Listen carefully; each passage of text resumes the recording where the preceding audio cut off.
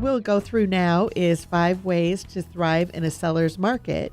And it is a seller's market, I believe, just like you had mentioned, James, between like that 150 and 300. It's definitely a seller's market. So when you're doing that as a buyer, you have to be prepared and you have to be ready. And the first thing that you want to do is that you want to treat your hunt seriously. That's right. And this is very critical to do. As you know, Danielle, I mean, we work with people all the time. And so there's no lollygagging when you do find the one that you do need to be prepared to put that offer in. And so when it comes to that, you know, you definitely want to have all your ducks in a row. We want to be prepared. And number 2 thing that we want to do is you want to bring paperwork, not promises. So basically, when it comes to the bottom line, a real estate transaction has to be in writing. I mean, that's law anyway.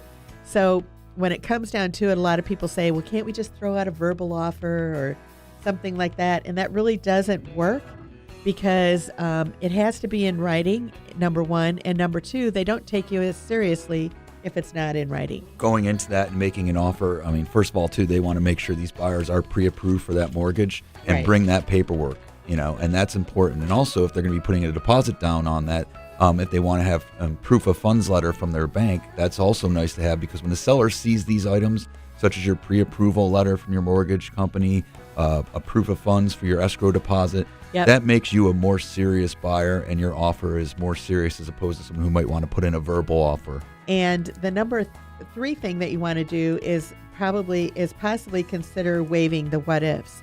You know, for example, if your house has to sell in order to buy the new house, you're not going to have too much of an opportunity to do that in that kind of a market. I know in some markets, which we are not there in Orlando at this point in time, but they're waiving inspections and all that kind of stuff, which gets to be dangerous. Certainly. I mean, I personally wouldn't want to waive the inspection period, but however, a lot of investors do that because Yeah. they're purchasing, you know, properties that may be in distress, or they Right. know going in needs repair and they just want a quick close. That might be for somebody who's a full consideration buyer. Definitely do your homework, you know, do that inspection, have a home inspector come in and do those kind of things just to ensure that your investment is safe. We don't encourage that at all to avoid the inspection, but we do maybe consider doing an as-is contract as opposed to a regular contract to make sure that we've given the seller our best foot forward. And the 4th thing is to don't play hardball. And it isn't the time to lowball the price or anything like that at that point in time. At Equitable Title, we're working with a lot of different agents. We're seeing a lot of contracts come over where they are starting to get more than the listed price. And the 5th one is to widen your search. And, you know, if anybody watches HGTV, which I know a lot of you do out there, you know, they're always doing that. They're taking them outside of the neighborhood of where they really wanted to be and all that kind of stuff.